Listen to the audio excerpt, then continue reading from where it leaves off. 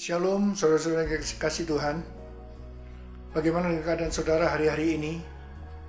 Saya berdoa semua dalam keadaan baik-baik saja. Tahun 2009 kita lalui begitu cepat. Dengan tidak terasa kita sudah di bulan Mei. Inilah pesan Tuhan buat kita memasuki bulan Mei. Dari Yeremia 33 ayat 3. Berserulah kepadaku, maka aku akan menjawab engkau dan akan memberitahukan kepadamu hal-hal besar dan yang tidak terpahami, yakni hal-hal yang tidak kau ketahui. Pada waktu itu Tuhan memberikan firman ini kepada Yeremia pada waktu Yeremia terkurung dalam pelataran penjagaan. Yeremia dalam keadaan susah, dalam keadaan sedih, dalam keadaan tertekan. Tapi firman Tuhan datang kepada dia. Berserulah kepadaku, kata Tuhan, maka aku akan menjawab engkau dan akan memberitahukan kepadamu hal-hal besar dan yang tidak terpahami, yakni hal-hal yang tidak kau ketahui. Hari ini Tuhan memberitahu kepada kita firman-Nya seperti ini. Mungkin keadaan saudara terkurung. Mungkin kau terkurung dengan sakit penyakit. Mungkin saudara terkurung dengan hutang yang begitu besar melilit saudara. Mungkin saudara terkurung dengan masalah dalam keluarga, suami istri yang hubungannya tidak baik, orang tua anak hubungannya yang tidak baik. Mungkin saudara terkurung dengan bisnis saudara yang lagi sakit. Hari-hari ini Tuhan sedang berkata kepada saudara, berserulah kepadaku, maka aku akan menjawab engkau dan akan memberitahukan kepadamu hal-hal besar dan yang tidak terpahami, yakni hal-hal yang tidak kau ketahui. Puji Tuhan. Tuhan Yesus sangat mengasihi saudara. Permasalahannya, pada waktu Tuhan menjawab apa yang saudara butuhkan, memberitahukan kepada saudara hal-hal yang besar dan yang tidak terpahami, hal-hal yang tidak saudara ketahui. Apakah saudara percaya atau tidak? Ini permasalahannya. Kadang-kadang saudara sudah berteriak-teriak dan Tuhan sudah menjawab. Dan saya mau beritahu kepada saudara, banyak jawaban Tuhan yang tidak masuk akal, yang tidak bisa dicerna oleh akal. Dan satu-satunya untuk menerima hal yang seperti itu hanya percaya. Hanya percaya, itu saja. Saudara, bukan rahasia lagi. Tahun 2009, orang berkata ini adalah tahun resesi ekonomi, tahun resesi keuangan global.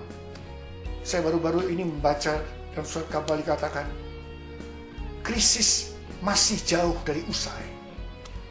Saudara, di tengah-tengah keadaan yang seperti ini, justru Tuhan berkata kepada kita bahwa tahun 2009 adalah tahun mujizat, tahun kesembuhan yang kreatif. Masalahnya, kita percaya atau tidak? Saya ingat pada waktu Lazarus yang dibangkitkan oleh Tuhan Yesus. Pada waktu Tuhan Yesus akan membangkitkan Lazarus, dia bertemu dengan Marta.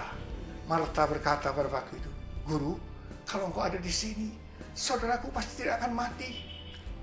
Tapi ya aku tahu bahwa Allah akan mengabulkan apa yang kau minta. Tapi Tuhan Yesus berkata, tidak, saudaramu akan bangkit. Oh ya, saya percaya. Dia akan bangkit, tapi bangkit di akhir zaman pada waktu orang-orang mati dibangkitkan. Tuhan Yesus berkata, akulah kebangkitan dan hidup. Barang siapa percaya kepadaku, dia akan hidup walaupun dia sudah mati. Dan yang masih hidup, yang percaya kepadaku, dia tidak akan mati selama-lamanya. Percayakah engkau akan hal ini? Percayakah engkau akan hal ini? Saudara, pada waktu itu Marta berkata, ya Tuhan, saya percaya. Tetapi pada waktu di dekat kuburan, pada waktu Tuhan Yesus berkata, angkat batu ini. Kembali Marta datang kepada Tuhan Yesus. Guru, sudah 4 hari loh Guru. Dia sudah bau. Udah bau. Artinya, dia sudah 4 hari apa? Bisa bangkit enggak ya? Bisa enggak ya? Bisa enggak? Tuhan Yesus memandang Marta pada waktu itu. Dia berkata, bukankah sudah aku katakan kepadamu, kalau engkau percaya, engkau akan melihat kemuliaan Allah? Saudara, hal-hal yang seperti ini yang akan saudara hadapi. Saya ingat saudara, pada waktu Tuhan Yesus bangkit dari orang mati, dari kematian. Pada waktu itu berkumpullah 7 murid yang dalam keadaan stres. Mereka tidak tahu kalau Tuhan Yesus sudah bangkit pada waktu itu. Dan pada waktu itu ada Yohanes, ada Petrus. Petrus pada waktu itu dengan sedikit uring-uringan berkata, aku mau mencari ikan. Kamu mau ikut nggak? Oh ya, kami mau ikut. Mereka semua bertujuh mencari ikan. Semalam-malaman dikatakan tidak dapat ikan. Pagi hari, tiba-tiba ada suara dari darat. Itu Tuhan Yesus sebetulnya yang berbicara. Hai anak-anak, apakah kau mempunyai lauk pauk? Mereka berkata, tidak ada. Mereka tidak tahu kalau ini Tuhan Yesus. Kalau begitu coba tebarkan jalamu di sebelah kanan perahu. Niscaya engkau akan beroleh. Saudara, mereka pasti berkata, ini sudah siang. Bukan waktunya cari ikan. Ikan tuh hanya ada malam hari. Yang kedua, disuruh menebarkan jalan di sebelah kanan perahu. Apa ya? Apa bedanya kiri, muka, belakang ini dekat sekali jaraknya. Mereka sudah berpikir nih, apa nih perintah? Kemudian dikatakan 200 hasta dari pantai. Itu kira-kira 90 meter, tempat yang dangkal. Itu bukan tempatnya ikan. Kurang dalam. Sesuatu yang sangat tidak mungkin untuk dapat ikan. Tapi yang luar biasa yang saya lihat di sini, mereka tiba-tiba melakukan taat. Padahal mereka tidak tahu bahwa itu Tuhan Yesus. Tapi mereka pada waktu itu pasti berpikir, siapa ya? Mereka lakukan hal yang tidak masuk akal. Mereka taat, mereka lakukan, dan apa yang terjadi, saudara? Mereka mendapatkan 153 ekor ikan, besar-besar, jalannya tidak koyak. Saudara, yang perlu kita perhatikan, kenapa mereka bisa taat? Kenapa? Kenapa mereka bisa taat? Jawabannya, karena sebelumnya mereka hidup intim dengan Tuhan. Saudara, ini kunci untuk memasuki tahun 2009. Intim dengan Tuhan. Saya mau beritahu pada saudara, hari-hari ini, saudara harus tahu, engkau harus hidup intim dengan Tuhan. Jangan main-main lagi. Sungguh-sungguh dengan Tuhan. Dia akan segera datang untuk kali yang kedua. Dan yang hidupnya intim, saya yakin dia adalah yang dikatakan percaya. Ketika Tuhan menjawab, memberitahu hal-hal yang besar, yang tidak terpaham, yang tidak masuk akal, hal-hal yang tidak kita ketahui sebelumnya, itu orang-orang yang hidupnya intim. Dia akan percaya, dia akan lakukan. Dia akan lakukan. Meskipun tidak masuk akal. Tapi aku tahu, aku percaya. Engkau adalah Khalik langit dan bumi. Engkau raja di atas segala raja.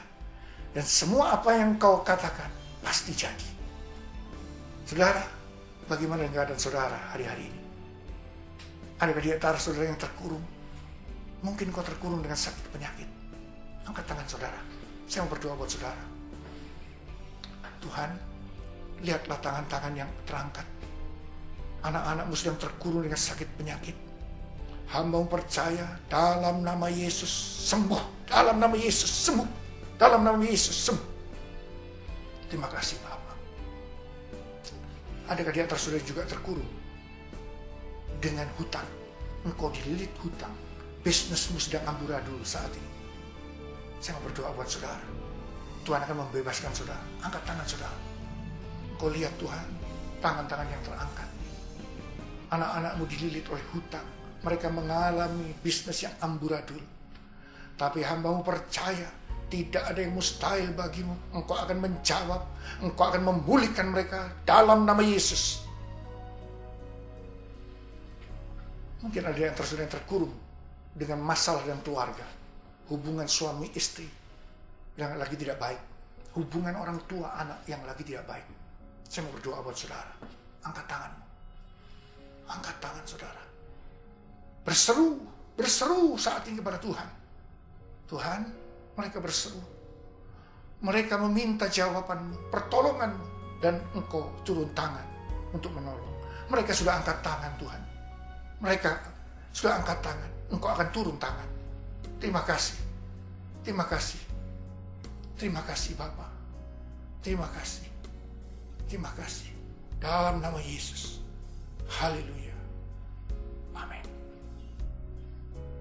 Saudara, ingat baik-baik. Tuhan Yesus sangat mengasihi saudara.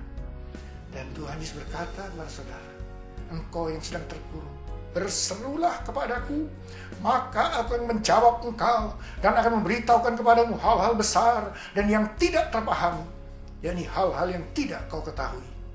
Amin. Shalom, saudara.